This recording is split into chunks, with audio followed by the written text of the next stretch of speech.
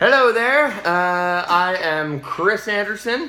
Today we're going to be tasting Patricio Wise of Nixtaco's experimental beer made with the same corn that he imports from Mexico for his amazing, or at least allegedly amazing, corn tortillas. So I'm excited to give this a try, and I know he's on a hunt to try and find the beer that will be paired with the tacos at his new restaurant location at the corner of Kirby and Rocky Ridge in Roseville, California. All right, looks like beer. That's first sign, check.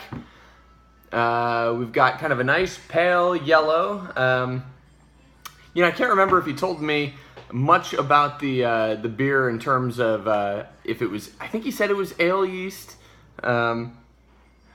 Ooh, interesting nose. Oh, this is interesting. All right, so right off the bat, I get like a strong corn component on the nose. I mean, big corn component. Like, I've never smelled a beer that has had the aromatic qualities of corn as prevalent as this beer. It's kind of as if you didn't tell me, if this was completely blind and you sat me down and you said, I'll tell you what you're here for in a minute, close your eyes, okay, now take a big whiff of whatever's in front of your face and tell me what you smell, and I had no idea it was beer or anything. I mean, it smells like blue corn tortilla chips, like mashed up into a mush, and like you stuck your face right in a handful of that. I mean, what's funny is I'm not getting a lot of malt. I'm not getting a malty beer component because the corn is so prevalent. Doesn't smell bad, it's just unique. See what it tastes like.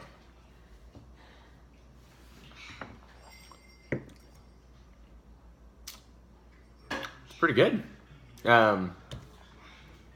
It's funny. He mentioned that it would be a little sweet, and it doesn't actually come off as sweet. And I thought, maybe it ended with a high final gravity, but the conversion must be better, or maybe it's still converting in the bottle.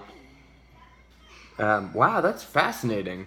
So it's interesting. What I would guess had happened here was that a lot of the blue corn meal or mash or whatnot was added in secondary fermentation, where that aromatic quality has really come through. I'll have to talk to him again to see how much of that was added to the boil. I think in the mash, I think it was.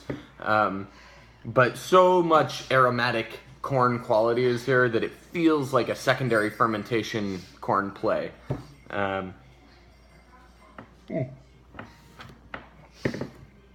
It's funny. I bet that would pair really well with the tacos, just because of that congruence of the corn carrying it from your plate to your goblet to your palate.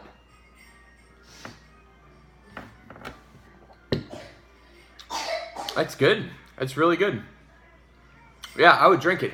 Definitely feels almost like it would be a specialty beer. If you go to the end cap aisle at like Total Wine and you see all their sort of seasonal, this would have a huge corn kernel on the front and be like, you want corn to the face, drink this beer. But wow, I really like it. I think it's, I don't know if I would want to have 2 or 3 in a row. Like, it's so specialized in that flavor, and it's very unique, and it's very focused on the corn, that it would almost be interesting to see what this same beer, same grain bill would be if the corn was backed off by half or 3/4, where it's more like you need to hunt for it a little more, as opposed to being so prevalent. But I'm fascinated. It smells interesting.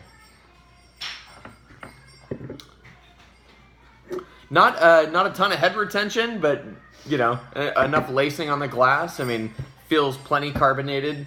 Yeah, good cold Mexican beer. Good job, Patricio.